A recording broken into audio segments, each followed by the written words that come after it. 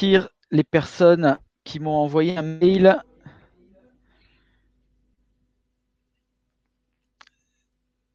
On a eu quelques soucis techniques. En attendant, peut-être je vous laisse nous dire si vous m'entendez correctement, si vous entendez aussi Cédric. Désolé.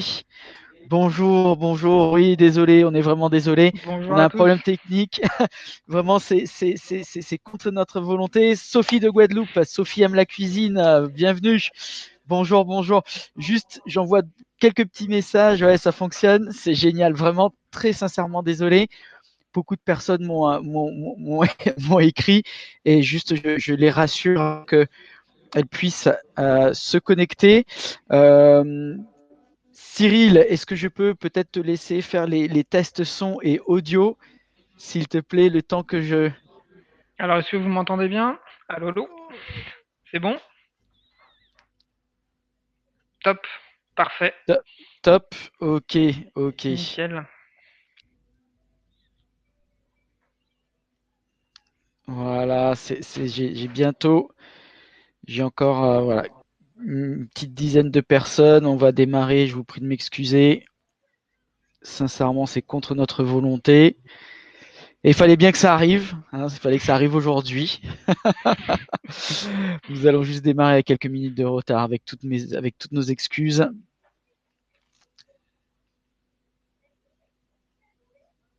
Nicolas, il est in.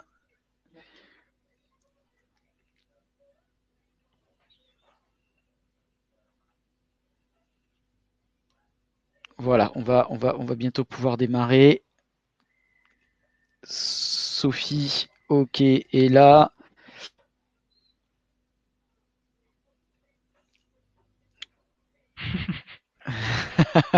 C'est bon, Pascal.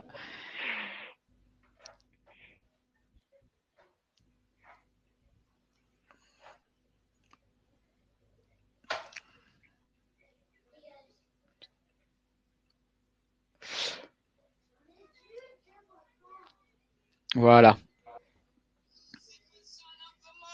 Voilà, on m'appelle aussi, comme ça.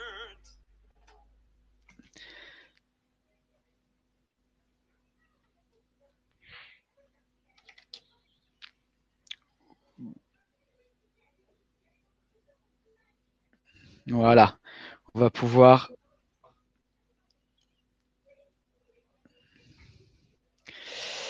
Et puis après ça, voilà, désolé, il y avait pas mal de personnes qui m'avaient envoyé des messages. Et on va pouvoir démarrer. Je fais un réglage personnel. Voilà, je ferme la porte. Bonjour, bonjour à toutes et à tous. Désolé. Voilà pour ce retard et cet inconvénient. Domitil et la petite qui était derrière moi, oui, c'est ma petite dernière, voilà, qui a 2 ans, un peu plus de 2 ans. Et voilà, c'est vrai que le confinement fait que en télétravail, on a une organisation un peu particulière, pas forcément toujours idéale, mais on fait comme on peut. Mais bonjour à toutes et à tous, et désolé pour ce retard et ce problème technique. Je suis très heureux aujourd'hui pour cette webconférence d'être en compagnie de mon collègue et ami Cyril Pouget. Bonjour Cyril. Bonjour à tous. Je suis très content d'être parmi vous aussi. Je vois que vous êtes très très nombreux, donc ça fait plaisir. Visiblement, la thématique intéresse. Donc... Voilà, donc, alors en effet, hein, pas mal, vous êtes nombreux à participer à cette webconférence. Pour tout vous dire, c'est Cyril qui sera aux manettes pour cette webconférence. Moi, très rapidement, je ne vais faire qu'une petite intro. Et ensuite, voilà, je laisserai Cyril faire la présentation, dérouler la présentation. Alors, pour démarrer, au sommaire, en 10 points. Donc, pas mal de choses, il va falloir rester concentré, mais parler du mail, du mailing, notamment sur les bases de contact, les points de vigilance. Hein. Qu'est-ce que c'est qu'un emailing réussi, un email réussi avec des conseils, des bonnes pratiques. et puis suivre les résultats, parce que c'est pas tout que d'envoyer des mails, mais derrière, il faut pouvoir exploiter les résultats de l'emailing, et puis des trucs et astuces sur quels sont les outils d'emailing accessibles et comment on peut notamment communiquer pendant cette période de confinement. Voilà, et très rapidement, quelques mots sur l'ADI. Alors, je sais que vous êtes nombreux à nous suivre depuis longtemps, mais pour ceux qui ne nous connaissent pas encore, l'ADI, c'est l'Association pour le droit à l'initiative économique. Donc, nous sommes une association reconnue d'utilité publique qui existe depuis plus de 30 ans, donc plus de 30 ans d'expérience, pendant lesquels on a pu financer et accompagner plus de 140 000 entreprises. Alors l'ADI, c'est une organisation avec un réseau très étendu, hein, parce que nous sommes présents au niveau national, en France métropolitaine bien évidemment, mais également dans les départements d'outre-mer, Réunion, Mayotte, Martinique, Guadeloupe, Guyane, mais aussi en Nouvelle-Calédonie, en Polynésie française. C'est un réseau dans lequel vous avez 1300 bénévoles qui agissent au quotidien auprès des porteurs de projets en phase de création, de développement, spécialistes de la petite entreprise. Alors là, j'ouvre une petite parenthèse très rapide sur cette notion de petite entreprise, parce qu'au fait, c'est une notion interne, c'est-à-dire la petite entreprise n'est pas une question de statut juridique, mais c'est une question de taille de plan d'investissement qui, à l'ADI, n'excède pas 20 000 euros. Mais nous finançons et nous accompagnons, bien évidemment, les entreprises individuelles, également les micro-entreprises, mais aussi les entreprises en EIRL, les sociétés telles que les EURL, SARL, SAS, SASU, les associations également. Et vous avez plus de 550 permanents présents partout en France. Et qu'est-ce que nous proposons? Nous proposons des webconférences, bien évidemment, mais également du conseil, de l'accompagnement, des formations, des solutions de financement et d'assurance. Voilà, les présentations étant faites, moi je vais me mettre sur le côté et je passe la main à mon collègue Cyril. Cyril, à toi de jouer.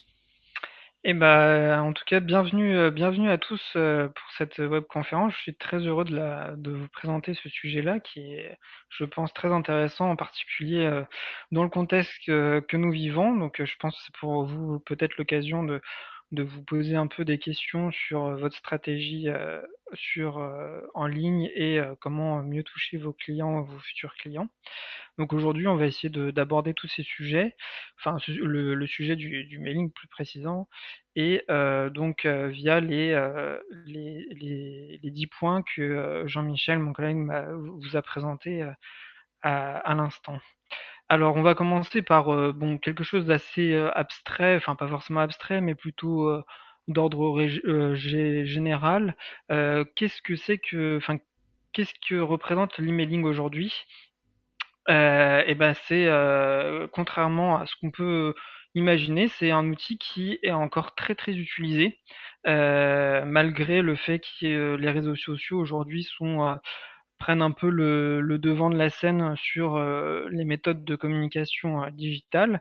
Mais, l'emailing reste sur le devant de la scène et on voit par exemple, je vous ai donné quelques statistiques pour, illustrer ce point-là.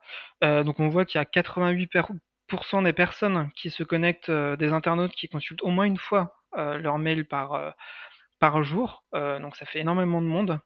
Il Autre pratique qui est intéressante à connaître, c'est que 74 des internautes français utilisent leur smartphone pour, regarder leurs emails. Donc c'est une statistique qui est très importante, quand vous allez concevoir vos emails parce que, bah, il va falloir prendre en compte, cette donnée et bien penser à faire des emails qui soient, lisibles sur smartphone.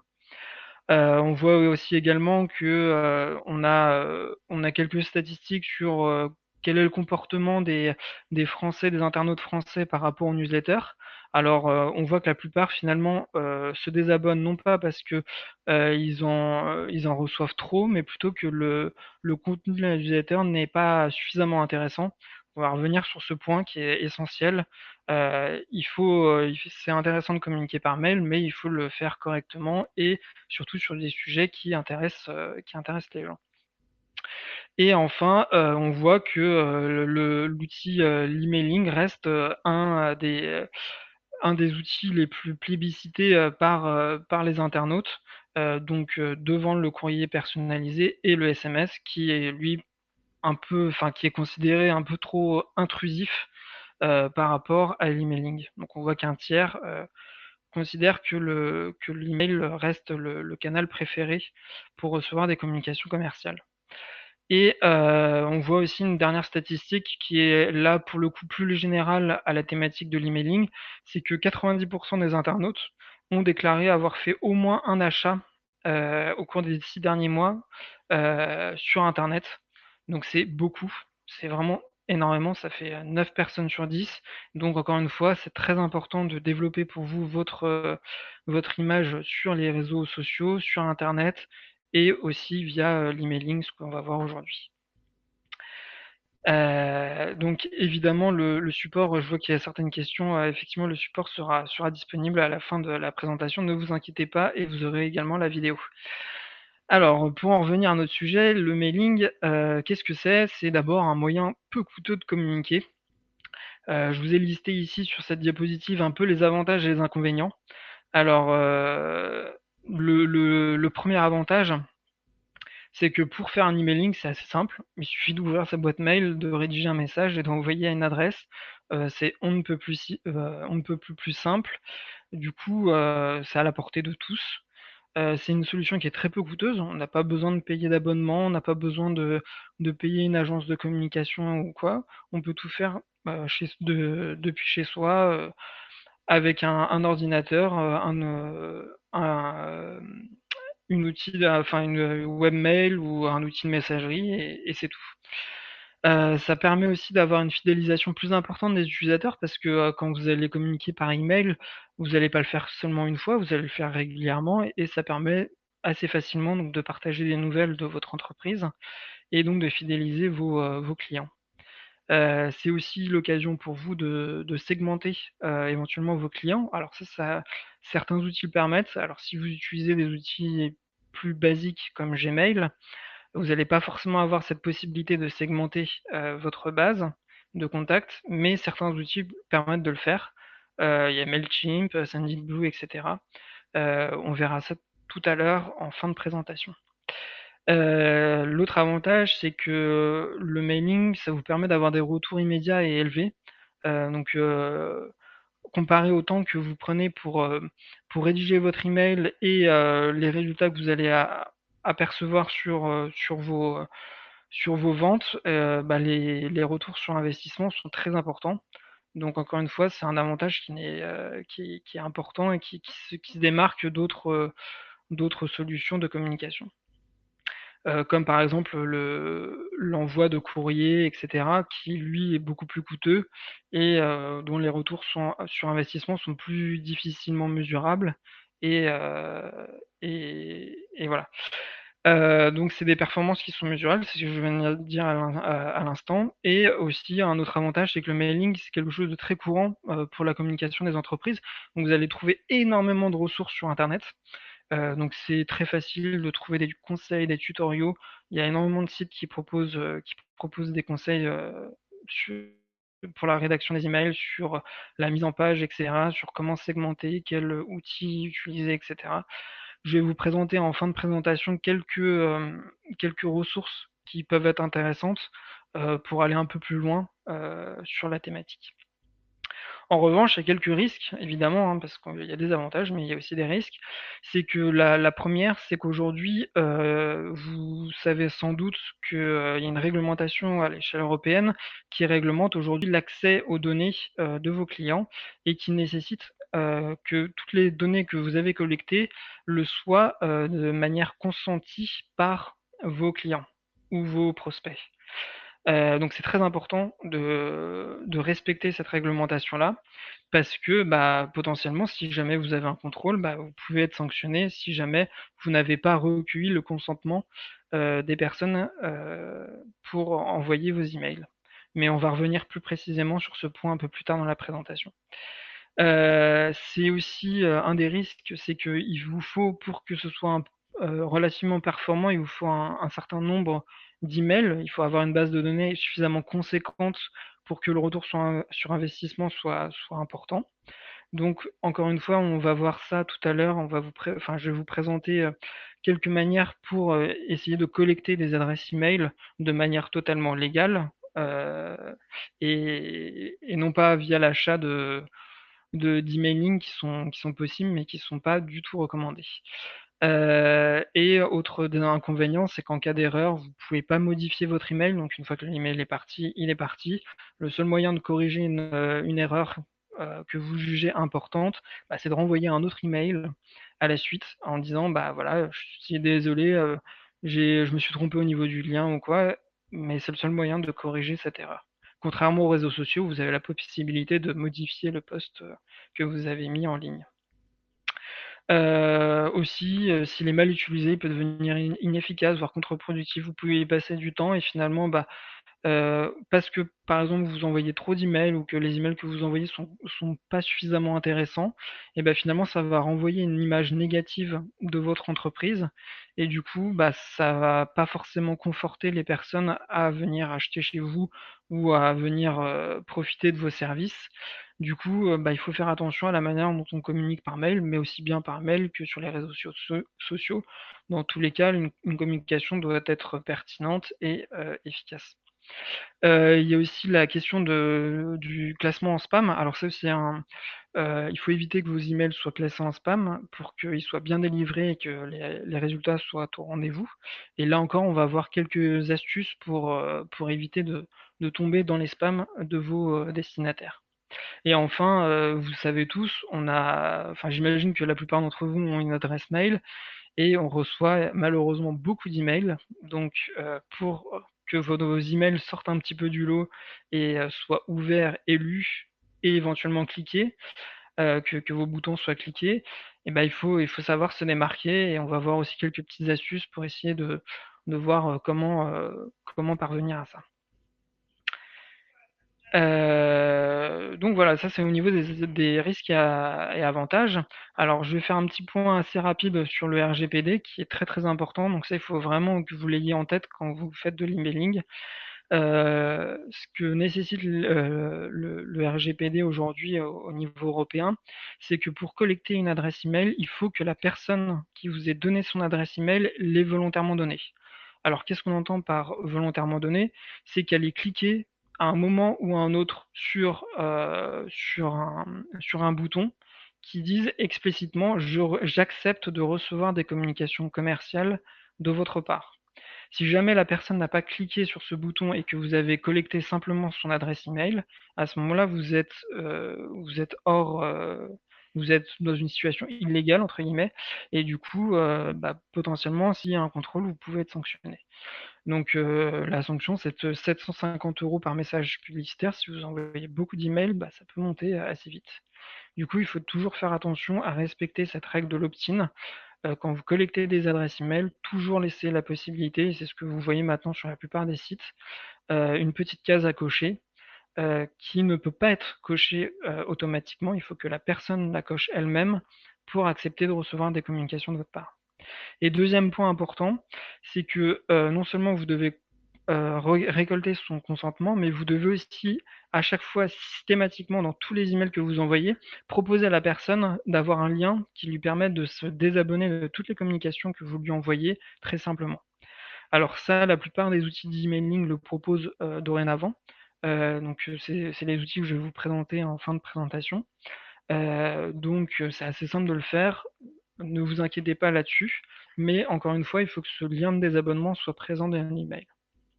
Voilà. Et puis ça, c'est le petit point réglementation qui est important de voir et ensuite on va rentrer dans le vif du sujet.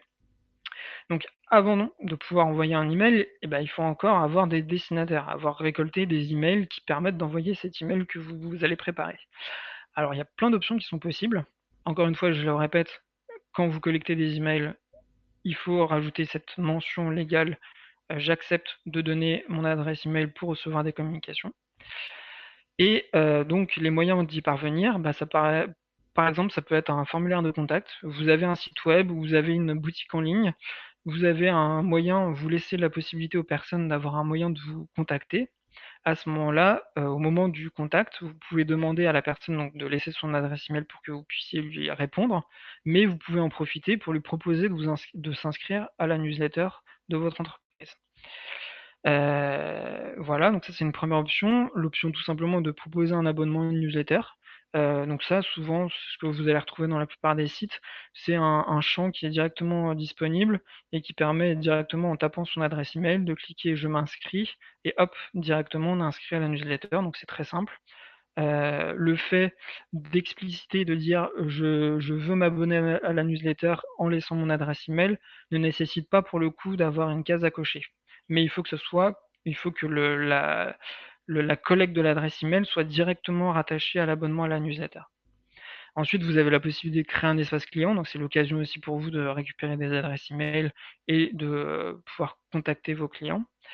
Heu, une autre possibilité, c'est de proposer des ressources gratuites ou de proposer des événements, par exemple, un e-book, une formation, un PDF, une présentation que vous avez préparée, sur une thématique, qui vous tient à cœur, une vidéo que vous avez préparée pour donner quelques conseils et bah, pour permettre à la personne de pouvoir, consulter le support que vous avez préparé, bah, lui demander de laisser son adresse email et encore une fois, toujours laisser, une case pour, que la personne accepte volontairement de recevoir vos communications.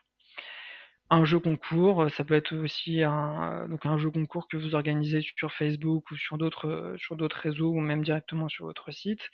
Une inscription à un événement. Enfin bref, vous avez beaucoup d'opportunités de récupérer des adresses email, donc n'hésitez pas à les rajouter sur vos sites. N'hésitez pas aussi lors des salons, si vous avez je ne l'ai pas mis ici, mais si vous participez à un salon, bah, n'hésitez pas à proposer aux gens, de laisser leur adresse email pour qu'ils puissent recevoir des informations régulières sur votre activité. Ça fait toujours plaisir et puis au moment où vous discutez directement avec les personnes, souvent, bah, comme il y a un contact humain, les personnes sont plus volontaires, sont plus à même de vous laisser leurs coordonnées, donc n'hésitez pas à le faire.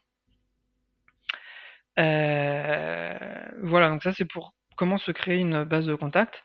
Ensuite, on va voir, quelques points de vigilance à respecter, donc avant de vous lancer dans la rédaction de votre email. Donc là, on a vu comment collecter des contacts pour lesquels à qui vous allez pouvoir envoyer des emails. Maintenant, on va se mettre vraiment dans le cœur du sujet, comment rédiger son email. Mais avant ça, on va se poser quelques petites questions qui sont très importantes de se poser avant de commencer la rédaction, la mise en page, et cetera. Première question, alors c'est des points qui ont été, mis en avant par un psychologue qui était alors j'ai pas mis son nom, j'ai oublié son nom, mais qui s'est énormément posé des questions sur, comment communiquer et plus particulièrement, comment communiquer sur le digital et pour lui, les 6 questions qui sont présentées ici sont les 6 questions que nécessairement tout, message sur le digital, enfin toute personne qui veut communiquer sur le digital doit se poser avant, de communiquer. Donc la première, c'est: est-ce que l'email est le moyen de communication le plus adapté? Parce que c'est pas forcément le plus adapté. Vous allez peut-être avoir des personnes qui vont préférer que vous les contactiez sur Facebook ou sur d'autres réseaux, sur WhatsApp, ou même en direct, ou qui préfèrent que vous les appeliez directement plutôt que vous leur envoyiez un email. Donc posez-vous la question: est-ce que l'email que je souhaite envoyer est vraiment le moyen le plus adapté pour communiquer avec les personnes? Ensuite, deuxième question, c'est la lisibilité. Est-ce que votre email est facile à lire? Est-ce que quelqu'un qui, ne connaît pas forcément votre organisation, ne connaît pas forcément vos activités, vos produits ou vos services que vous vendez, est en mesure de comprendre ce que vous faites et quel est le message que vous voulez, faire passer? Est-ce que votre email va droit au but?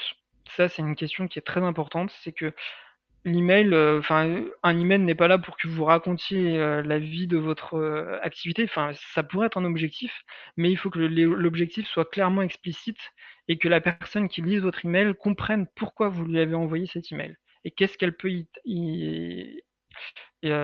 en tirer pour elle. Donc ça, c'est la question 4. Est-ce que le message est pertinent du point de vue du destinataire? Et ça, c'est une question qu'on se pose à chaque fois qu'on reçoit un email. On se dit, mais est-ce que ce mail-là, par exemple, enfin, ça vous est déjà certainement arrivé plusieurs fois de vous poser la question, mais en fait, ce mail-là, il m'intéresse pas du tout. Pourquoi je l'ai reçu? Et en fait, ça, il faut vraiment que vous essayiez de l'éviter au moment où vous rédigez votre email en vous posant la question, est-ce que moi, ça me ferait plaisir de recevoir l'email que je suis moi-même en train d'écrire? Donc, se mettre à la place du destinataire avant de commencer la rédaction. Ensuite, si jamais vous avez prévu de conduire, enfin dans l'email, de provoquer une action de la part du destinataire, donc ça peut par exemple être aller consulter votre page Facebook, aller sur votre site internet pour commander un produit en ligne, vous envoyer un message, etc. Est-ce que la personne qui reçoit le mail comprend que c'est ce qu'on attend d'elle de faire ça. Donc il faut que toutes les actions que vous demandez à votre destinataire soient très explicites, et notamment c'est sous la forme du call to action, du bouton. Il faut que le bouton soit très visible et que ce qui est inscrit dans le bouton ne soit pas, soit très très clair. Je vous montrerai des exemples juste après. Est-ce que l'échéance de l'action est attendue? Par exemple, si vous envoyez un email pour inviter un événement, bah, dites clairement dans l'email, attention, les inscriptions sont ouvertes jusqu'à tel moment, pour pas que les gens se retrouvent dans la situation où 15 jours après, elles ont souhaité s'inscrire à votre événement et finalement c'est trop tard. Donc toujours mettre aussi à la fois le contenu de l'action et l'échéance. Et enfin, est-ce que l'objet du message, et ça c'est un point qui est très important parce que l'objet du message, c'est ce qui va déterminer le fait que la personne va ouvrir ou non le message que vous lui envoyez. Et est-ce que l'objet que vous avez défini permet d'évaluer l'importance du message? Donc, quel est l'intérêt pour elle d'ouvrir ce mail? Est-ce que ce message est important? Est-ce qu'il n'est pas important? Et surtout, de comprendre quel est le sujet du message. Alors, attention aux objets. Il y a certains sites, certaines pratiques marketing qui vont peut-être vous recommander de faire des objets qui sont un peu ce qu'on pourrait appeler des attrape-clics ou pour inciter les gens à cliquer sur leur email. Attention, si jamais vous faites ça dans votre objet et que vous prenez un objet qui est très, très racoleur, et ben vous risquez de provoquer une frustration de la part de la personne lorsqu'elle ouvre son email parce que l'objet que vous avez choisi pour votre message et le contenu du message ne correspondent pas du tout. Et là, attention, ça peut jouer vraiment à l'inverse de ce que vous pensiez obtenir au départ, c'est-à-dire un clic pour vous mettre dans les spams parce que le message ne correspond pas à ce que la personne s'attendait, ou enfin une mauvaise image de votre entreprise. Donc voilà, ça c'est les 6 points que je vous conseille de vous poser, 6 questions que je vous conseille de vous poser systématiquement avant chaque envoi. Et ensuite, donc après, une fois que vous avez posé ces 6 questions, là vous pouvez entrer dans le vif du sujet et donc vous atteler à la rédaction de votre email. Donc la première étape, ça va être de définir un peu le contenu général de l'email et quel est l'objectif que vous voulez avoir derrière. Est-ce que ça va être inviter les personnes à consulter votre boutique en ligne? Est-ce que ça va être participer à un concours, télécharger un document, etc. Donc posez-vous bien avant tout quel est l'objectif de mon email et à partir de là, vous allez pouvoir commencer à rédiger l'objet de votre email. L'objet de l'email, il faut qu'il soit pas très long. En fonction des logiciels de messagerie, vous avez un nombre limité de caractères pour les objets. Sachant qu'en plus, comme la plupart des gens regardent leurs emails sur leur smartphone, l'espace est encore plus réduit. Donc je vous recommande de faire des objets très courts pour que ça c'est le maximum d'impact. Il faut aussi faire attention à une chose, c'est que vous savez tous qu'il y a énormément de messages spam qui sont envoyés sur les adresses email. Donc pour lutter contre ça, la plupart des webmails et logiciels de messagerie ont mis en place des serveurs de filtrage de spam. Et pour ça, l'un de leurs outils, c'est de se baser sur le contenu de l'email et notamment aussi sur l'objet. Et donc en fonction de certains mots que vous allez utiliser, vous allez avoir plus de chances d'être considéré comme spam par les serveurs de vos destinataires. C'est aussi l'occasion, vous pouvez personnaliser un peu l'email. Alors il y a certains, les outils que je vais vous présenter à la fin permettent de le faire. Alors ça nécessite de connaître le prénom, le nom ou quelques informations sur le destinataire de l'email que vous préparez. Donc ça demande un peu plus de connaissances qu'un simple email. Et donc les 8 conseils que je vous donne, c'est que l'objet doit être court, c'est ce que je viens de vous dire. Euh, Écrivez d'abord toutes les informations essentielles dès le début de l'objet. Ne mettez pas les informations essentielles en fin d'objet parce que, bah, encore une fois, l'objet ne s'affichera pas forcément de la même manière sur les différents appareils de vos destinataires. Donc sur smartphone, l'objet va être raccourci. Donc si jamais vous ne mettez pas l'information essentielle en début d'objet, bah, le destinataire va passer à côté de l'objectif et du contenu de votre message. Donc c'est ce que je disais, éviter certains mots pour pas tomber dans les spams. Miser sur des émotions, donc il faut essayer de susciter envers la personne de la curiosité, de l'intérêt. Alors vous pouvez choisir des objets un peu mystérieux, par exemple, et si vous décidiez de partir en vacances, ou quelle serait votre prochaine destination? Donc là, tout de suite, la personne va se poser la question, va se mettre à la place et va s'imaginer, bah, où est-ce que j'aimerais bien partir en vacances, par exemple. Bon, là, je vous ai donné quelques exemples à la volée, mais ça nécessite, vous avez des sources d'inspiration sur Internet, n'hésitez pas à consulter certains blogs, faites des recherches sur Google, énormément de contenu sur l'emailing, et notamment pour trouver des idées d'objets, vous pouvez en trouver beaucoup, beaucoup sur Internet.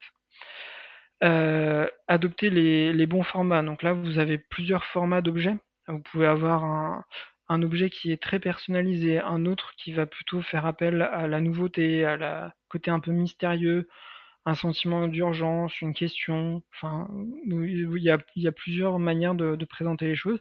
Et vous pouvez aussi ajouter un emoji, un petit émoticône en début d'objet pour faire ressortir un peu votre mail de l'ensemble de tous les mails que les gens reçoivent. Alors attention, ne n'utilisez pas à outrance les emojis parce que ça peut susciter l'effet inverse que ce que vous attendiez.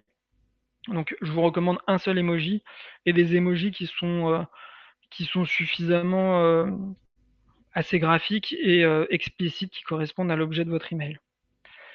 Et enfin, dernier conseil, surtout restez sobre. N'allez pas faire des emails, enfin des objets très complexes qui sont complètement décorrélés de votre contenu, etc. Restez sobre, c'est ce qui marche le mieux. Et surtout, je ne l'ai pas mis ici, et ne mettez jamais de majuscules dans vos emails.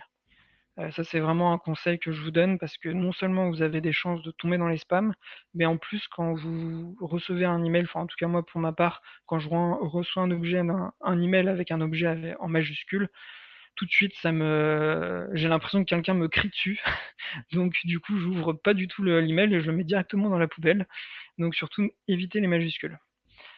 Voilà. Alors, donc là on a parlé de l'objet, maintenant rentrons dans le vif du sujet, le corps de l'email. Donc là vous voyez, je vous ai présenté à chaque fois, enfin à droite, je vous ai présenté un email que nous envoyons à nos pistes. Peut-être vous l'avez déjà reçu si vous êtes abonné à notre newsletter. Euh, donc un des principes essentiels d'un email, alors ça c'est tiré un peu du domaine du marketing, ce qu'on appelle la pyramide inversée. Alors qu'est-ce que c'est qu'une pyramide inversée? Si vous voyez l'email que je vous ai montré, alors je vais dessiner dessus, ça forme une pyramide inversée. Je vous la dessine ici. Alors pardon, je dessine un peu n'importe comment parce que voilà, tac, voilà. Donc ça forme à peu près une pyramide. Bon, c'est pas vraiment une pyramide, on dirait un entonnoir, mais bon, l'idée est là. En fait, l'idée c'est de conduire le lecteur du mail vers l'action que vous voulez qu'il réalise. Donc pour ça, on va avoir un triangle qui va être formé au niveau graphique, qui va conduire le regard vers le bouton et donc l'action que vous voulez qu'il fasse. Donc au départ, ce que recommandent la plupart Alors, pardon, excusez-moi. Hop, excusez-moi. Du coup, la plupart des personnes, la plupart des personnes qui sont spécialisées un peu dans le domaine du marketing, ce qu'elles font, c'est qu'elles mettent en début de mail une image assez importante qui prend toute la largeur de l'email. Donc vous avez pour ça accès à des banques d'images, des images qui sont en accès libre, gratuites. Je vous donnerai quelques sites en fin de présentation. Donc n'hésitez pas à les télécharger là-bas, vous avez rien à payer, tout est libre de droit et vous pouvez l'utiliser pour un usage commercial. Du coup, le conseil, c'est de commencer par une image en début de mail, ensuite d'arriver vers un texte plus étroit, suivi d'un bouton. Donc là, c'est ce qu'on voit, l'image, elle est ici, elle prend à peu près toute la largeur. Alors il y a le titre qui est encore plus large, qui est présent ici. On voit tout de suite quel est le sujet de l'email, donc on ne trompe pas l'utilisateur, il sait qu'est-ce qu'il va lire dans l'email. Ensuite, on a une image pour illustrer l'email. Donc là, ici, on voit que le lien entre le titre, donc quelle protection sociale, on a mis des parapluies parce que parapluie, protection contre la pluie, donc il y a un lien entre le titre et l'image. Ensuite, on a un court texte qui est ici. Alors, ne faites pas un texte trop long. Alors, il faut qu'il soit suffisamment long. Attention, parce que parmi les filtrages anti-spam, ils vont regarder le rapport entre les images qui sont présentes dans votre email et le texte qui est dedans. Donc, il faut avoir un rapport suffisamment important. C'est à peu près du 50-50. Donc, 50% de texte, 50% d'images. Donc là, on est à peu près dans ce rapport-là. Si on prend le total, le titre plus le texte, plus le bouton, plus le petit texte en dessous. Donc on est à peu près à 50-50. Et enfin, vous finissez par le bouton qui amène la petite action qui conduit la personne à faire ce que vous souhaitez qu'elle fasse, entre guillemets. Et enfin, dernière chose, il y a le footer, le pied de page qui est ici, et le pied de page, ça on va le voir juste après, quelles informations il faut que vous mettiez là-dedans. Alors, au niveau des conseils, au niveau de la qualité des images, attention, prenez des images de bonne qualité, mais attention, essayez d'avoir des images qui soient de bonne qualité, mais qui ne soient pas trop lourdes. Parce que ça, c'est un critère. Au moment où la personne va recevoir votre email, le serveur qui lui envoie l'email va devoir télécharger les images. Et si les images sont trop lourdes, il va les télécharger en dernier. Donc la personne va d'abord voir tout le texte que vous avez prévu et à la fin l'image va apparaître. Donc ça va faire un effet un peu bizarre. La personne ne va pas forcément comprendre, etc. Donc évitez autant que possible que ça arrive. Donc prenez une image de relativement bonne qualité, mais dont la taille n'excède pas 1 mégaoctet. 1 mégaoctet déjà c'est important. Donc faites en mesure que l'image ne soit pas trop lourde. Donc ce que je vous conseille de faire, c'est que quand vous téléchargez une image sur les banques d'images gratuites, ce que vous faites, c'est que vous prenez une image de faible qualité, mais sachez que comme votre email va être adapté à la lecture sur smartphone, sur desktop, etc., il va être contraint en termes de taille. Donc là, par exemple, le mail que je vous ai présenté ici, la largeur, c'est 600. Alors, c'est 600 pixels. Pourquoi 600 pixels? Parce que c'est une largeur qui va s'afficher correctement sur n'importe quel appareil, sur ordinateur, sur smartphone, sur tablette. Donc je vous recommande de prendre cette largeur-là pour vos emails, 600 pixels, et de ne pas dépasser et de ne pas faire moins, parce que si vous faites moins, ça va être illisible, ça sera trop en colonne. Si vous faites plus, ça risque de s'afficher, de mal s'afficher sur certains appareils. Donc si vous respectez cette taille-là, vous voyez que votre image, elle va faire au plus 600 pixels de large et potentiellement moins.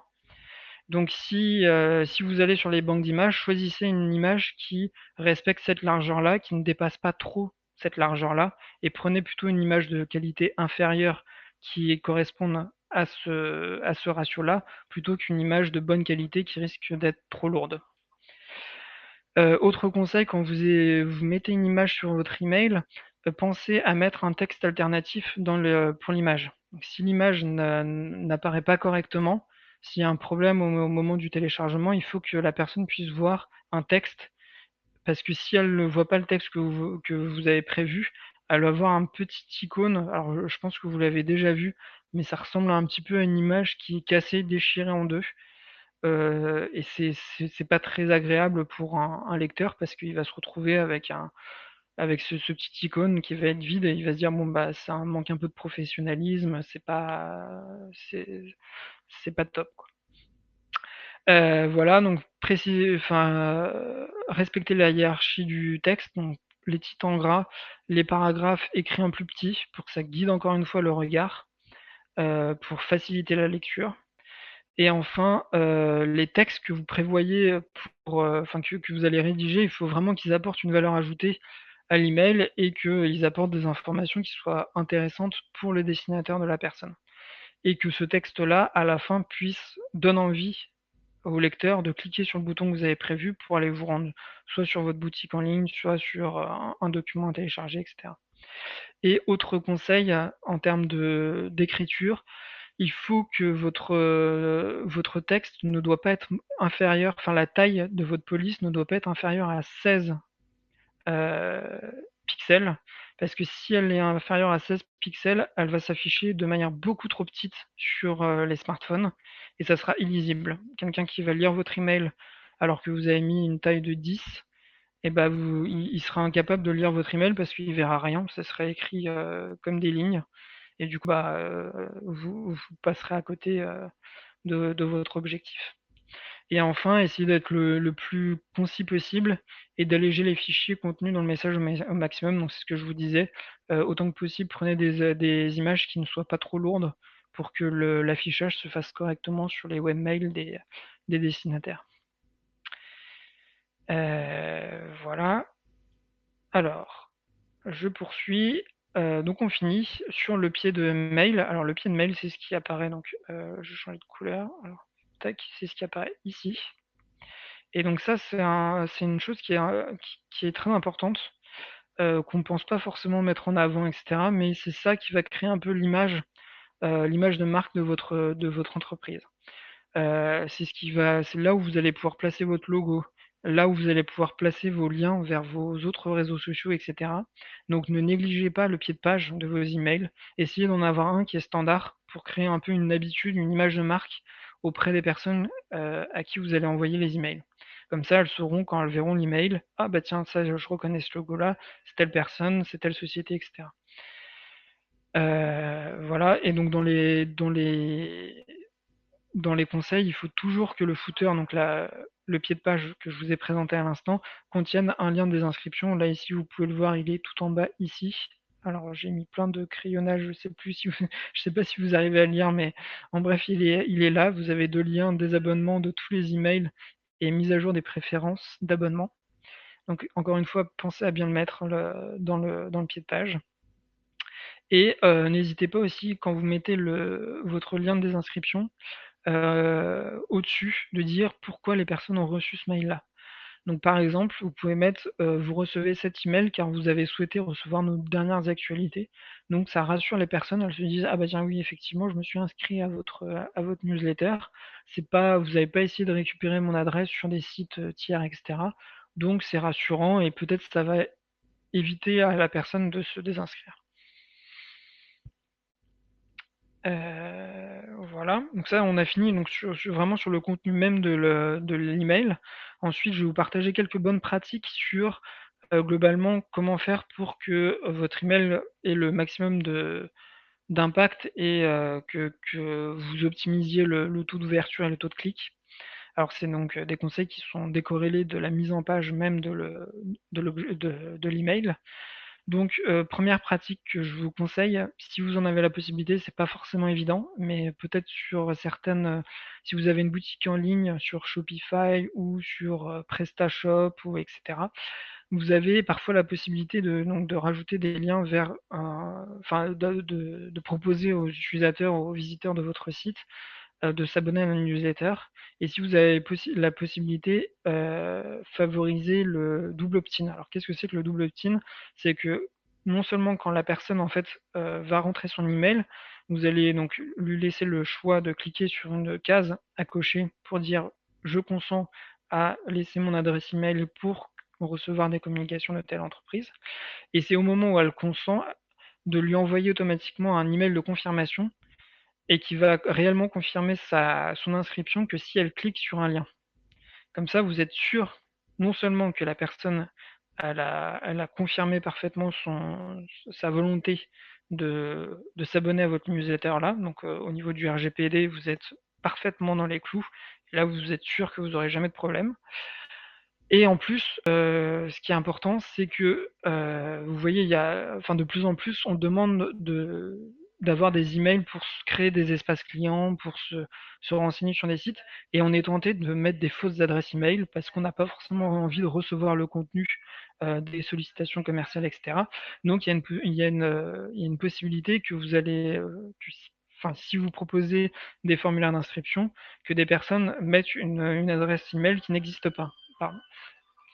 Et du coup, si ça arrive, pour éviter ça, si vous avez un lien de confirmation, et ben, vous savez que l'email existe réellement avant de commencer à lui envoyer des emails. Pourquoi? Parce que le taux de délivrabilité est très important. Il faut que vous essayiez de le maintenir à un niveau très élevé parce que en fonction des plus votre taux de délivrabilité va être important, plus les serveurs de messagerie vont vous faire entre guillemets confiance. Ça veut dire que vous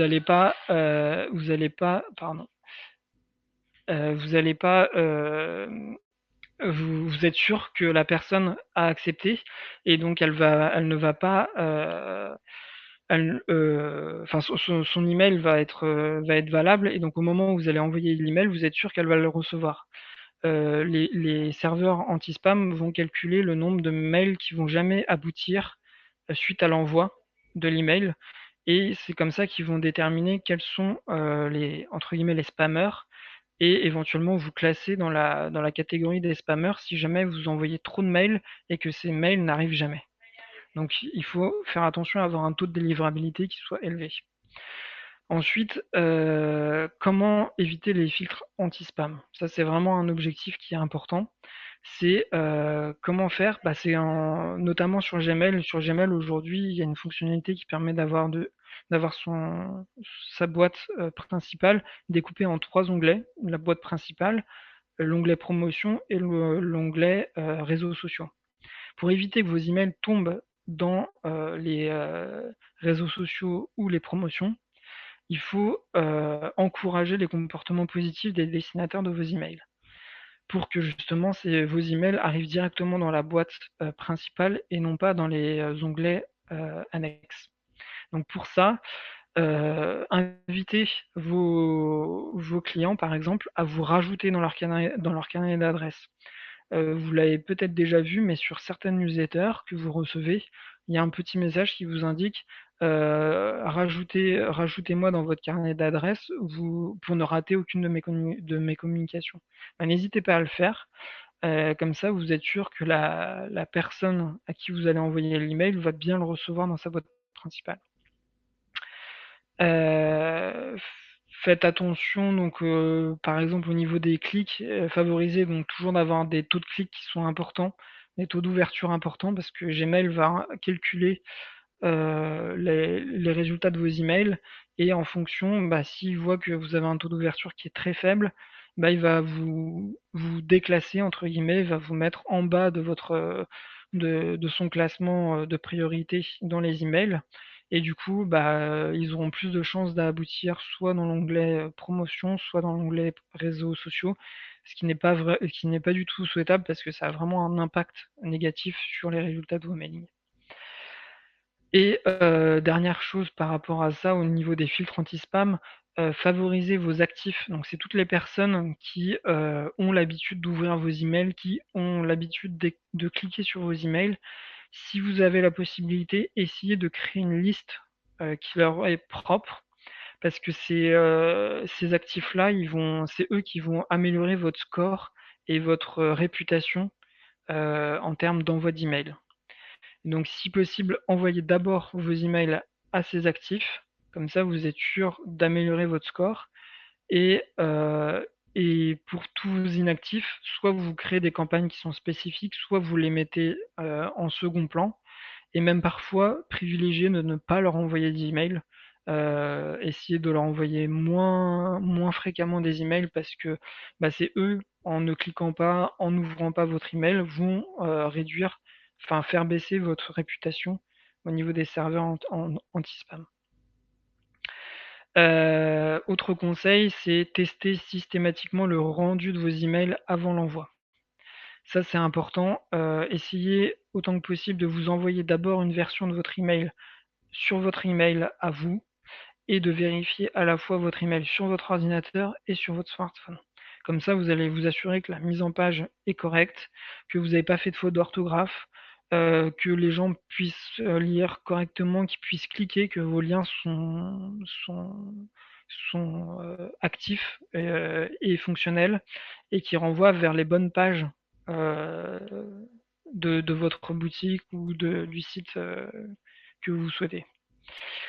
Donc ça, c'est très important. Tester le rendu avant l'envoi. Moi, je le fais systématiquement.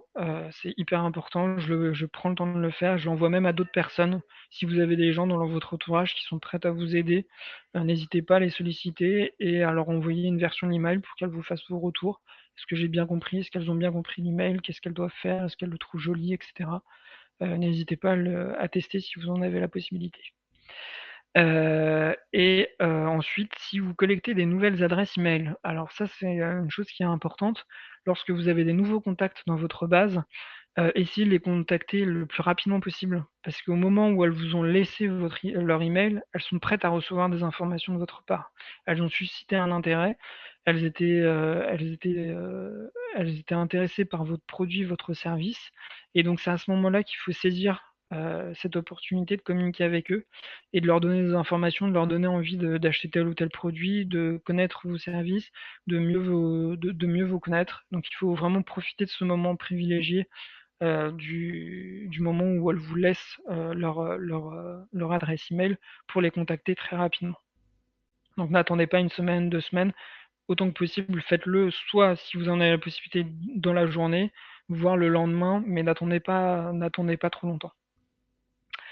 Ensuite, ce qui est important, c'est d'envoyer les emails au bon moment. Alors ça, un conseil, il y a plusieurs écoles. Il y en a qui préfèrent envoyer le soir, d'autres le matin, d'autres plutôt à midi, parce que le matin, ça va plutôt être au moment du réveil, donc les gens sont plus disponibles pour lire leurs emails. Le soir, la même chose. Les gens souvent consultent leur téléphone avant de dormir. À la pause du midi, parce que ils ont un petit moment un peu off, et dans ce cas-là, ils ont un peu plus de temps pour lire leurs emails.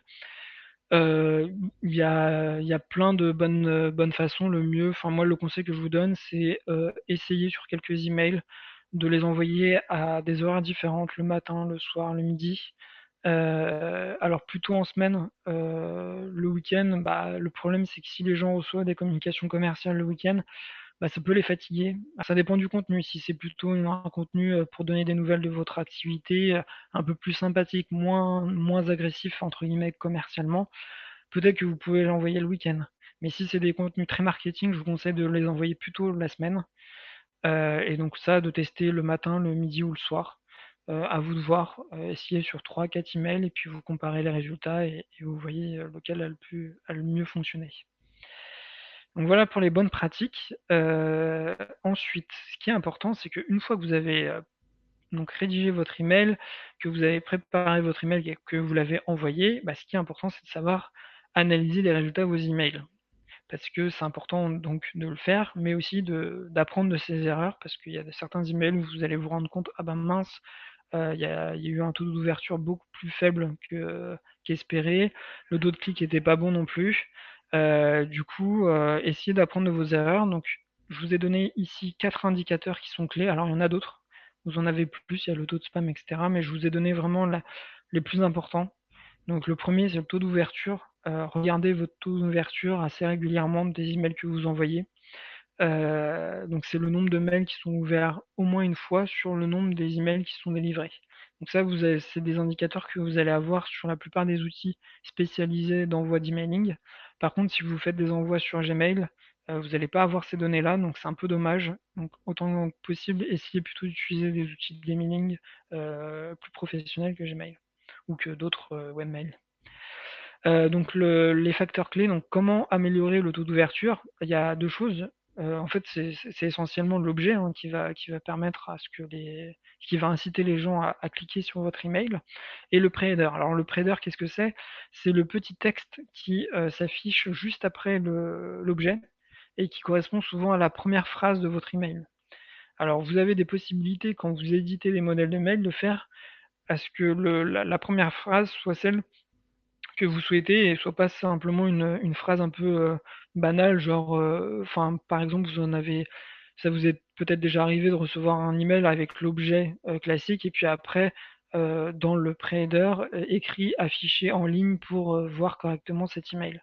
Bah, pour éviter d'avoir cette petite ligne qui n'apporte aucune information intéressante, bah, prévoyez d'éditer votre pre-header, avec, des éléments qui donnent envie de lire l'email. Voilà. Le taux de clic unique, qu'est-ce qui va déterminer le taux de clic unique? Alors le taux de clic, c'est le nombre de fois où une personne va cliquer sur un email. Donc unique, pourquoi? Parce qu'on va considérer qu'une personne qui a cliqué au moins une fois va être comptabilisée dans le taux. Si elle clique 2 fois, on va pas comptabiliser ces 2 clics, mais seulement un clic. Donc ça, le facteur clé, c'est vraiment avoir un contenu qui soit intéressant pour la personne qui lit votre email. Ça, c'est la base. Donc si votre objet, par exemple, est très intéressant et provoque un taux d'ouverture très important, mais que le contenu ne suit pas parce que les informations ne sont pas très intéressantes ou qu'elles sont trop différentes de ce qui avait été annoncé dans l'objet, et ben à ce moment-là, vous allez retrouver avec un taux d'ouverture très important et un taux de clic qui va être faible. Et donc ça veut dire finalement que vous avez réussi à susciter un intérêt grâce à votre objet, donc votre objet était bon, mais que malheureusement le contenu ne suivait pas ou n'était pas adéquat avec votre objet. Donc ce qui favorise le taux de clic, bah, c'est d'avoir aussi des boutons, des call to action, ce qu'on appelle en anglais des call to action, donc c'est les boutons qui soient bien en évidence, qui soient bien visibles avec des couleurs, enfin, où les gens ne puissent pas se tromper et savent que c'est là qu'il faut cliquer et avec une mise en page qui est suffisamment aérée pour mettre en avant ce bouton. Et donc encore une fois, essayer de respecter ce que je vous ai présenté tout à l'heure, la mise en page en forme pyramidale, enfin en forme de pyramide inversée plutôt. Voilà. Ensuite, autre indicateur qui est intéressant, c'est le taux de désinscription. Si vous avez un taux de désinscription qui est élevé, ça veut dire que les gens qui se sont inscrits à votre newsletter reçoivent des informations qui ne les intéressent pas finalement. Donc ça, c'est soit parce que vous avez proposé au moment où vous avez proposé aux personnes de s'abonner à votre newsletter, bah que en fait la newsletter que vous proposez ne correspond pas à ce que les gens s'attendaient. Donc ça peut être un problème au moment du formulaire d'inscription, ou ça peut être un problème au niveau des contenus que vous envoyez via votre newsletter. Donc essayez de vous interroger sur est-ce que bah, il n'y a pas un gap entre ce que moi je promets sur ma page d'inscription et ce que j'envoie réellement par email. Voilà. Et enfin, dernier indicateur qui est très important, j'en parlais tout à l'heure, c'est le taux de délivrabilité. Plus il va être élevé, plus vous allez avoir des chances que vos emails passent les filtres anti-spam. Donc c'est pour éviter, enfin pour le maintenir à un taux élevé, c'est à chaque fois que vous avez des emails qui ne fonctionnent pas, qui ne reçoivent pas vos emails, qui renvoient ce qu'on appelle les rebonds. Donc c'est des messages d'erreur qui vous sont renvoyés et ben, supprimez systématiquement ces emails-là de vos listes d'envoi. Faites-le régulièrement. Alors, ça peut prendre un peu de temps, mais faites-le régulièrement, c'est très important parce que c'est ça qui va vous permettre d'avoir un taux de délivrabilité important. Voilà. Donc, alors voilà au niveau des. Alors, je vous ai mis aussi quelques statistiques. Bon, c'est un peu aride, mais c'est toujours important de savoir comment comparer son taux d'ouverture, son taux de clic par rapport à la moyenne de son secteur ou par rapport aux habitudes qui sont faites en France, par exemple. Donc ça, c'est des. Alors, je vous ai présenté 3 tableaux. Euh, je vous ai présenté 3 tableaux, donc un taux d'ouverture, un taux de clic et un taux d'ouverture moyen, un taux de clic. Dans le troisième, qui est peut-être le plus intéressant, c'est celui par secteur. Donc en fonction de votre secteur d'activité, vous allez voir les taux d'ouverture et les taux de clic moyens du secteur. Donc essayez de vous comparer à ces taux-là. Si vous voyez que vous êtes vraiment en deçà de ces taux, interrogez-vous sur la pertinence de vos contenus, sur vos objets, etc. Et si au contraire vous êtes bien en deçà, bah, bravo, c'est que vous avez réussi à avoir une communication mailing très efficace. Et dans ce cas-là, j'ai plus rien à vous apprendre. Voilà. Et donc, pour finir, je vais vous présenter quelques petites astuces pour communiquer pendant le confinement. Donc on est dans une période un peu particulière. Ça peut être l'occasion pour vous de vous rapprocher de vos clients, des contacts que vous avez déjà récoltés. Donc, alors il y a deux cas. Soit vous avez pu maintenir votre activité, donc c'est intéressant quand même de communiquer là-dessus, et vous n'avez pas malheureusement pas pu maintenir votre activité. Alors, même si vous n'avez pas pu maintenir votre activité, c'est toujours intéressant de rester en contact avec vos clients, c'est très important. Donc pour toutes les personnes qui ont réussi à maintenir leur activité, moi ce que je vous recommande, c'est de recontacter vos clients. Et si vous ne l'avez pas déjà fait, hein, parce que ça fait déjà maintenant presque un mois qu'on est en confinement, enfin plus d'un mois même, recontactez-les, informez-les que vous avez pu poursuivre votre activité et surtout indiquez quelles sont les modalités de la poursuite de votre activité. Donc comment faire pour commander, quels sont les délais de livraison estimés, quel est le mode de livraison, est-ce que vous faites plutôt de la vente à emporter, etc. C'est des occasions pour vous de communiquer auprès de vos clients et de vous rappeler euh, à leur esprit à ce moment-là. Donc n'hésitez pas à le faire si vous avez leur adresse email. C'est aussi l'occasion pour vous d'envoyer un email pour rappeler vos modalités de contact. Si les personnes veulent commander, etc., n'hésitez pas à leur rappeler quel est votre numéro de téléphone, si vous avez un numéro WhatsApp, si vous avez une page Facebook, un site internet, etc. C'est un bon prétexte pour envoyer un email.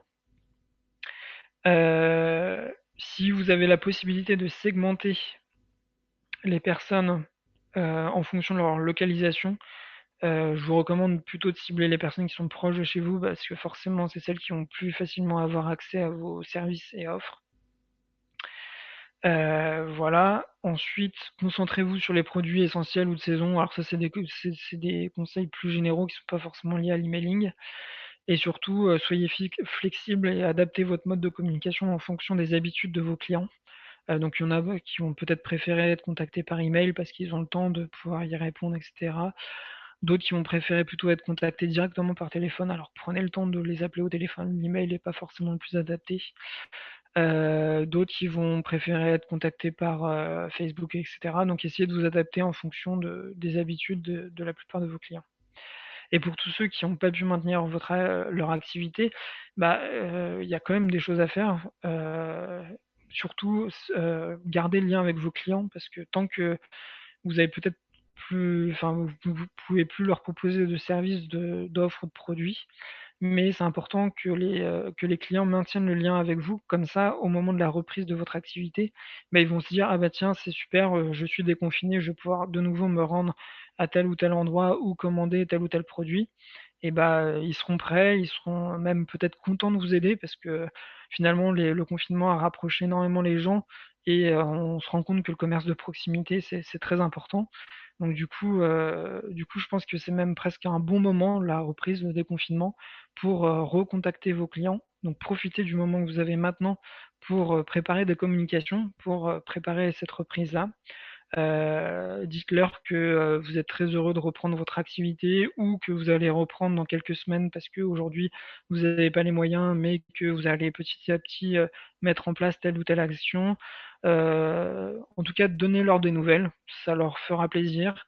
Alors, pas trop fréquemment non plus, hein, c'est pas la peine de leur envoyer un email par jour, mais je pense que par exemple un email par semaine, c'est pas trop. Et puis essayer d'avoir un ton un peu plus peut-être de proximité. Tout le monde est en train de connaître un peu une situation un peu difficile, donc n'hésitez pas à avoir un ton un peu plus proche avec vos clients. Donc préparez sans plus tarder la reprise, c'est ce que je vous ai donné.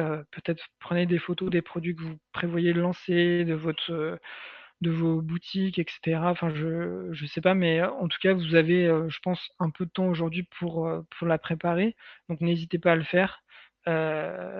Et donc, mettez ce temps à profit. N'hésitez pas à vous mettre en avant aussi, à parler de votre quotidien, de vos problèmes, etc. Aujourd'hui, et c'est ce que je disais à l'instant, c'est que je pense que les gens sont plus dans une relation de proximité. Tout le monde sait que c'est un peu une situation qui est difficile. Donc n'hésitez pas à aller dans peut-être un peu plus l'intime que habituellement. Ça ne dérangera pas. Enfin, ça fera au contraire plus plaisir et renforcera votre lien avec vos clients plutôt que l'inverse. Et enfin, je vous ai mis un lien vers des portraits que nous avons réalisés auprès d'entrepreneurs qui ont été soutenus par l'ADI et qui parlent un peu de leurs techniques de communication et comment ils ont réussi à réinventer leur modèle, à présenter leurs services, etc. Donc n'hésitez pas à consulter ce site-là. Donc c'est adi.org slash à la une slash. Donc je vous enverrai la présentation, vous pourrez cliquer dessus, il n'y a pas de problème. Et enfin, j'aimerais terminer la présentation en vous présentant 3 outils d'emailing. Alors, je ne vais pas m'attarder parce que on est déjà un peu, ça fait déjà presque un peu plus d'une heure qu'on est ensemble. Du coup, je vous recommande de vous rendre sur les 3 sites que je vous ai indiqués. Donc, il y a Mailchimp, Sendinblue et Mailjet, pardon. Ces trois solutions-là sont des solutions d'emailing professionnels qui vont vous permettre de faire des présentations, des mises en forme sympathiques, qui vont proposer aussi des aides, qui vont même vous proposer des modèles qui sont déjà préexistants. Donc, je vous recommande d'utiliser l'une de ces trois solutions-là pour envoyer vos mails dorénavant, plutôt que de les envoyer via Gmail ou d'autres outils de webmail. Donc n'hésitez pas à vous rendre dessus. La plupart ont des tutoriaux qui sont très bien faits. Mailchimp, Sendinblue sont très connus. Mailjet aussi. Donc vous avez toutes les ressources pour prendre en main les outils. N'hésitez pas à voir des vidéos YouTube. Sur YouTube, vous allez avoir aussi plein de conseils, de ressources, etc. Donc voilà, je vous recommande ces trois outils-là. Et enfin, pour terminer, alors j'ai oublié de vous mettre les liens vers les banques d'images, mais je crois j'ai entreaperçu qu'il y avait des personnes qui s'étaient partagées les liens. Du coup, moi je vais vous les écrire dans le chat. Je vais le faire juste après. Il y a des ressources qui sont très intéressantes sur des blogs. Alors je vous recommande 4 blogs en particulier, mais il y en a beaucoup. N'hésitez pas à taper par exemple comment réussir un emailing sur internet et vous allez retrouver énormément de ressources, des articles, des vidéos, etc. Donc n'hésitez pas à vous inspirer de ce qui se fait déjà. J'ai pris une sélection de 4 qui est un peu arbitraire, mais il y a coder.com qui fait énormément d'articles là-dessus. Si vous cliquez dessus, ça va vous envoyer directement vers la rubrique emailing de leur blog. Sarbacane aussi, qui est une solution pour faire de l'emailing, que effectivement j'ai pas cité juste avant, mais qui est aussi une autre solution d'emailing, qui donne aussi des conseils pour réaliser les emails. Donc n'hésitez surtout pas à vous rendre sur ces blogs-là. Sendinblue aussi a un blog et Synétique. Donc inspirez-vous, n'hésitez pas à consulter ces ressources-là. Et enfin, je vous ai mis 2 infographies qui sont intéressantes, qui sont un peu plus visuelles. Alors, malheureusement, je suis pas sûr que je puisse partager mon écran, mais en tout cas, je vous invite, à l'issue de la présentation, à cliquer sur ces 2 infographies-là. Elles récapitulent un peu tous les conseils que je vous ai donnés au niveau de la mise en forme de l'objet, et cetera, mais de manière beaucoup plus graphique que je ne l'ai fait. Donc, n'hésitez pas à les regarder, c'est très intéressant. Et au niveau des banques d'images, alors je vais vous donner les liens. Il y en a une qui est très très bien, je vous la recommande très chaudement, qui n'est pas forcément très connue. Il y a Pixabay qui est une des plus connues parce que c'est l'une des plus anciennes, mais une qui est excellente, c'est, alors je vous la copie-colle ici, c'est Unsplash. Unsplash, c'est vraiment, enfin, je vous la recommande vraiment bien, enfin beaucoup. Vous pouvez taper par mots-clés les images que vous souhaitez, etc. Les images sont catégorisées, etc. Et les ressources sont intéressantes, ce sont des belles images, donc n'hésitez pas à vous inspirer, enfin à télécharger ces images, elles sont en accès libre. Et alors il y avait Pixabay, il y en a un autre aussi, alors il faut que je retrouve le nom. Euh,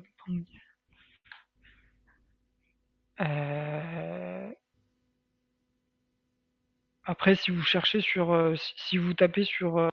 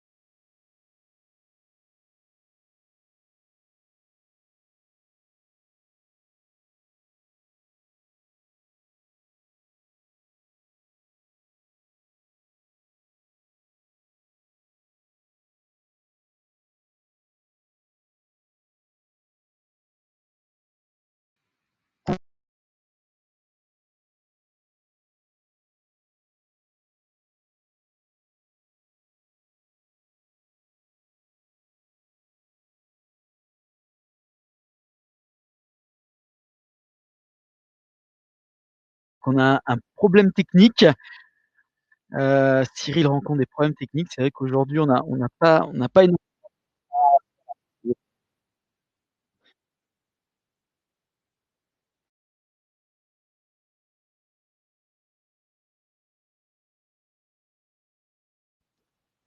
C'est bon, on t'entend, t'es OK, revenu. très bien. Et bah, écoutez, en tout cas, moi, pour ma part, je vous souhaite une très très bonne fin de journée. Et puis, bah, avec plaisir, peut-être à une prochaine webconférence, peut-être sur un autre sujet que l'emailing, ou peut-être sur l'emailing aussi, si vous êtes avide d'avoir des ressources sur cette thématique-là. Super, merci beaucoup, très intéressant, très très intéressant, très instructif, Cyril. Merci à toutes et à tous pour votre participation. Peut-être très rapidement, il y avait une question sur notamment sur les outils que tu as mentionnés, donc Mailchimp, Sendinblue, Mailjet. Est-ce qu'ils sont gratuits? Alors, effectivement, c'est une très bonne question. Alors, la plupart de ces outils-là sont gratuits, ils ont une version gratuite. La limite, c'est le nombre d'envois d'emails que vous allez pouvoir faire pendant un mois sur une durée. Mais si vous ne dépassez pas cette limite-là, la solution restera gratuite. Et après, par contre, si vous avez des volumes qui sont plus importants, à ce moment-là, l'outil devient payant, mais les abonnements sont restent raisonnables. Donc après, à vous de voir si vous considérez que l'emailing est un outil qui est important pour vous pour communiquer auprès de votre entreprise ou pas. Et en fonction de ça, bah, choisissez ou pas de. Mais normalement, si vous avez un volume de contacts, ça dépend. Si par exemple vous avez 10 000, 20 000 contacts, bah, là tout de suite vous allez passer dans des versions payantes. Par contre, si vous avez un faible volume de contacts, une centaine, 200, à ce moment-là, je pense que les versions gratuites seront suffisantes pour faire tout ce dont vous avez besoin. Et pour tout ce qui est automatisme, le marketing automation, etc., là, pour le coup, ça sera des options qui seront pour la plupart payantes. Donc voilà. Merci. Donc, comme indiqué, hein, on complétera cette partie sur les banques d'images, mais il y en avait deux qui avaient été mentionnés, c'était Shutterstock et Unsplash, si je ne me trompe pas. Oui, voilà, c'est ça. Moi, je vous recommande fortement Pixabay et Unsplash. Pixabay aussi. Ouais. Donc voilà.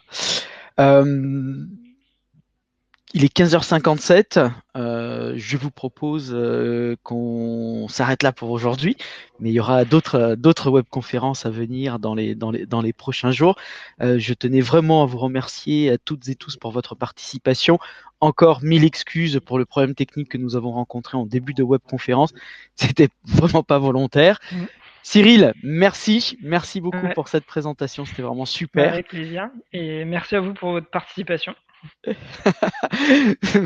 Merci à toutes et à tous et je vous dis à très bientôt. Et on À vous envoie le bientôt. support et la vidéo. À bientôt, au revoir. Au revoir.